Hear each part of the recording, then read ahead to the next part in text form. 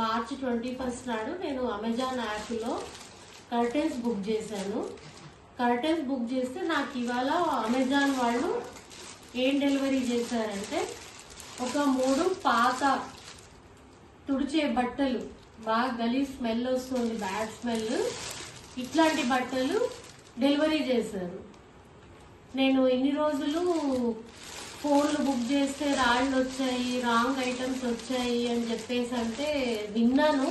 But ఇవాళ self experience అవుతుంది. ఇంత బ్యాడ్ రాంగ్ ప్రోడక్ట్స్ ఇట్లా అమెజాన్ పంపిస్తుంది అని చెప్పి ఎక్స్పెక్ట్ చేయలేదు నేను.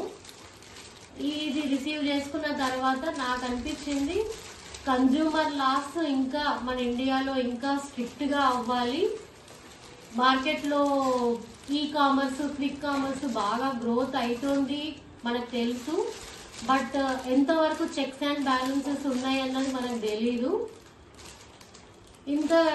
ఇది అంటే మెటీరియల్ ప్రోడక్ట్ కాబట్టి ఓకే రిటర్న్ పెడతాము. మరి ఫుడ్ ప్రోడక్ట్ విషయంలో ఏంటి, అమెజాన్ ఎంత స్ట్రిక్ట్ గా ఫాలో అవుతుంది, మరి మన కన్జ్యూమర్ రైట్స్ ఎంత వయోలేట్ అవుతున్నాయి అన్నది మనకు తెలీదు.